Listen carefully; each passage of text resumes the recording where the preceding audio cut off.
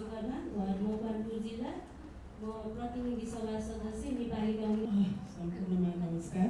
म रेखा कुमारी यादव। सम्पूर्णमा नमस्कार। सम्पूर्णमा नमस्कार। प्रदेश सप्तरी जिल्लाबाट र म अहिले प्रतिनिधि सभा सदस्य तथा काम गर्छु, पत्रकार हो र म संसदीय मामिला पत्रकार समाजको अध्यक्ष छु। नमस्कार, म किरण दाहाल, म उकालो.com मा काम गर्छु। राष्ट्रिय समाचार समिति राष्ट्रिय काम गर्छु।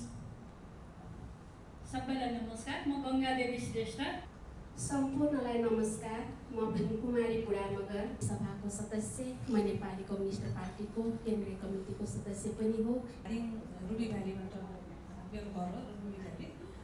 सम्पूर्णमा हार्दिक नमस्कार, म अम्बिका देवी सङ्ग्रोला। सबैलाई नमस्कार, म अधिवक्ता रेणुका काउचा मगर। नमस्कार, म राष्ट्रिय श्रेष्ठ अधिवक्ता, म आयोजक संस्था एप्रिलियामा आबद्ध छु। कार्यक्रम विश्लेषकको रूपमा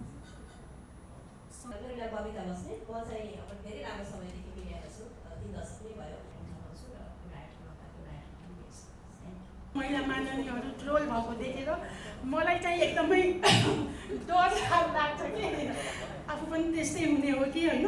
सुरक्षित शिक्षा, स्वास्थ्य, सामाजिक सुरक्षा, मानव बेचबिखन नियन्त्रण अवस्थामा जानुभन्दा अगाडि हामी अलिकति मिडिया भन्ने बित्तिकै अहिले कस्तो छ भने मिडिया, मेनस्ट्रिम मिडिया र सोसियल मिडियालाई हामीले एकदमै छुट्याएर हेर्न जरुरी छ। दर्ता नभइकन कति अनलाइनहरू छन् जो चाहिँ दर्ता नै भएको छैन। कति चाहिँ अहिले यङ जेनेरेसन पनि आइरहनु भएको छ।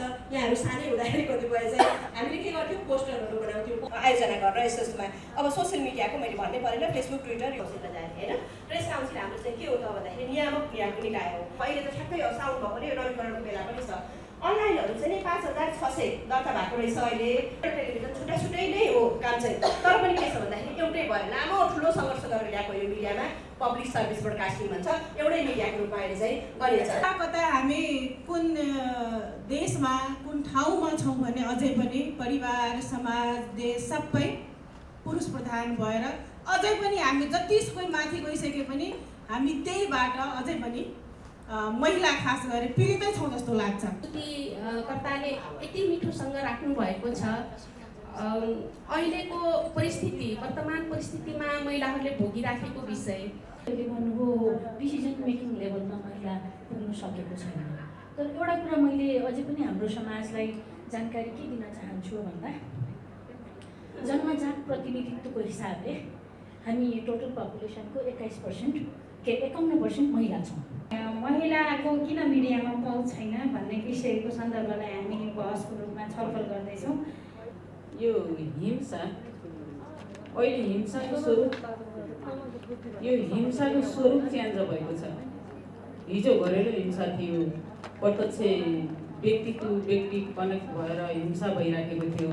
प्रतिबद्धता गरेका होइन, अन्तर्राष्ट्रिय रूपमा प्रतिबद्धता गरेका, युएनसित प्रतिबद्धता गरेका सिडका कुराहरू, बेजिङ प्लेटफर्म अफ एक्सनका कुराहरू